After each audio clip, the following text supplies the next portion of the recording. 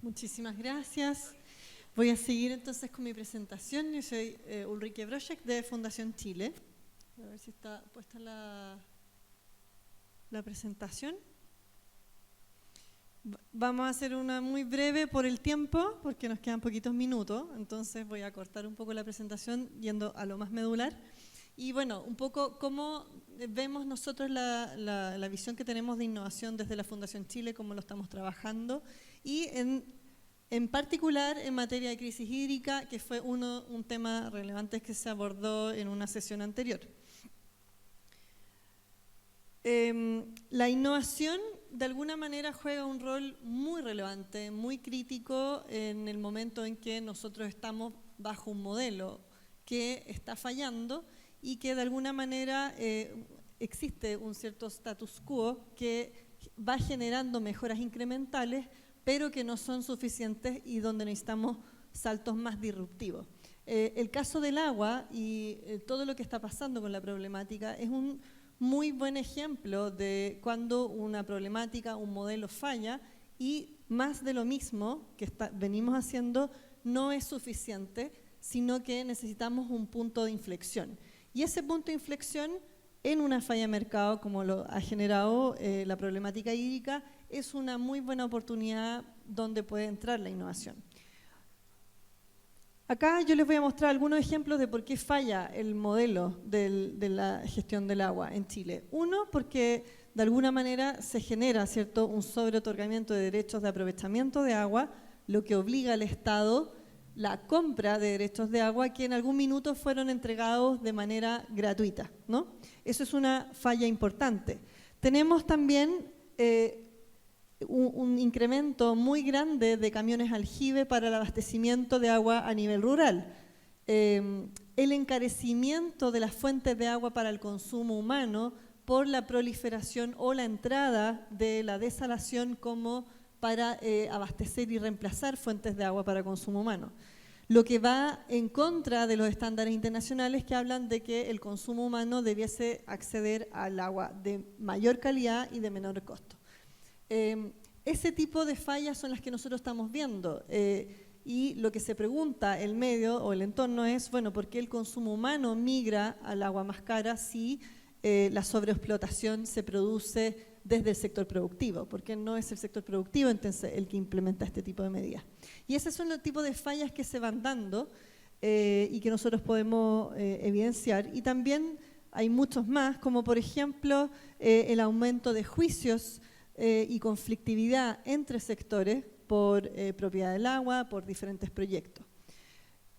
Aquí ustedes pueden ver una falla muy grande en cuanto a las desaladoras. Aquí se muestra un mapa de Antofagasta donde se ven 19 plantas de desalación implementadas con infraestructura, ¿cierto? Una al lado de la otra para abastecer a cada una de las faenas mineras y cada una con un sistema de conducción hacia la faena, 5.000, 6.000 metros, ¿cierto?, de altura que se tiene que bombear, lo que genera externalidades ambientales importantes, también un despilfarro importante de recursos por la inversión que significa cada uno de estos sistemas de conducciones paralelos.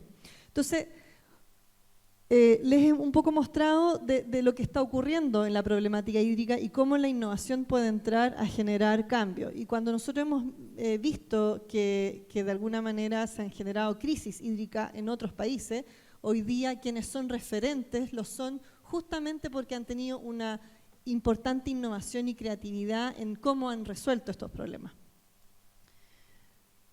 Entonces, desde la visión de la Fundación en cuanto a cómo resolver parte de estos problemas tiene que ver con la integración tecnológica y cómo, por ejemplo, en el caso de Antofagasta que nosotros veíamos, pudiésemos tener un sistema de distribución unificada, una matriz de conducción de agua, donde las distintas fuentes pudiesen incorporarse, ¿cierto?, para conducir el agua a los diferentes usos de manera de generar una solución mucho más multipropósito. Y eso permitiría reducir significativamente costos y también impactos ambientales y llevar el agua a los diferentes usuarios. Esto sin duda es muy interesante y bueno, después hay varios otros análisis pero que yo voy a ir acortando porque quiero dejar un espacio para hacer algunas preguntas a los expositores anteriores.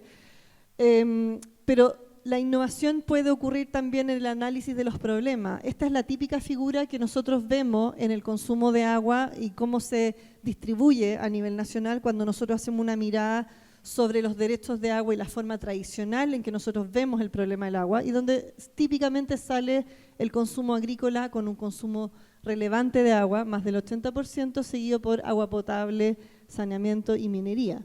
Sin embargo, cuando uno incorpora metodologías nuevas, como por ejemplo la huella hídrica, ya que es un indicador que se usa hoy día a nivel mundial, y se incorporan todas las fuentes de agua, incluso la huella verde, que se llama todo lo que es el agua lluvia, esta figura puede cambiar significativamente. O sea, una cosa es cuando nosotros miramos el consumo de agua desde la parte legal, el agua superficial y las aguas subterráneas, y otra cosa es cuando incorporamos todas las fuentes de agua, incluso el agua lluvia, lo que hace esta metodología que nos cambia significativamente la figura y nos hace aparecer un sector como el sector forestal como un gran consumo, y eso ayuda a entender entonces, por ejemplo, la problemática que está ocurriendo hoy día en el sur, en la temática hídrica, y entender la problemática de una manera mucho más completa nos ayuda también a generar las soluciones mejor adaptadas a la realidad.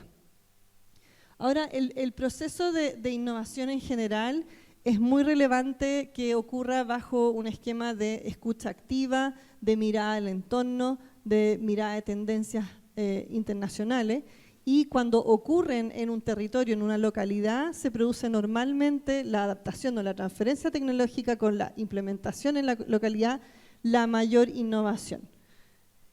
Y aquí les voy a mostrar un ejemplo de eso, y es algo que se hizo hace unos años atrás, que fue el reuso, una solución de reuso de aguas residuales a nivel rural, donde existía una APR, que ustedes pueden ver acá, que es un agua potable rural, que generaba un saneamiento de agua, ¿cierto?, de la comunidad, de las aguas servidas, y las descargaba a una quebrada. Y nosotros lo que dijimos fue, bueno, veamos si esta agua se puede reutilizar porque hoy día se está perdiendo. Conectamos con ahí estaba la planta, ahí es el punto de descarga, y al lado conectamos con un agricultor y evaluamos que ellos pudiesen entrar en un modelo de colaboración, donde esta planta entregaba las aguas a este agricultor y se podía hacer un reuso. ¿Qué fue lo que pasó finalmente? Que la APR entregaba el agua con la única condición de entregar el agua cumpliendo la normativa, ya, o sea, cumpliendo el trabajo que tenía que hacer. El agricultor, por otro lado, tomaba esa agua, ya, decidió cultivar alfalfa, que es lo que se usa para consumo animal, ¿cierto?, el forraje, y la venta, la retribución de venta se dividió, se repartió un 40% para la APR, solamente por el hecho de entregar el agua en calidad, y por otro lado el 60% al agricultor. Entonces se genera un modelo ganador-ganador, digamos, de colaboración, y hoy día, frente a la sequía, esto ocurrió en Coquimbo, es una de las pocas localidades que todavía ha podido tener el forraje para los animales. Entonces, ese proyecto colaborativo generó un impacto, y no solamente por el reuso en sí, que dio seguridad hídrica y forraje, ¿cierto?, para el ganado, sino que además permitió una ganancia, ¿cierto?, financiera para la APR, que en este caso recibe un ingreso un recurso que no tenía. Y después hemos visto también que este sistema ha continuado, se ha mantenido muy bien, que además a través del modelo, por ejemplo, se reduce la necesidad de fiscalización y todo el problema de fiscalización sobre la APR. ¿Por qué? Porque el agricultor fiscaliza de alguna manera a la comunidad, en el sentido de que le tiene que entregar el agua en calidad cumpliendo la normativa, y por otro lado la APR le exige al agricultor que mantenga el sistema para recibir en el fondo el beneficio de la venta de la alfalfa. Entonces se genera este beneficio mutuo, e incluso con un impacto en la labor, por ejemplo, de fiscalización.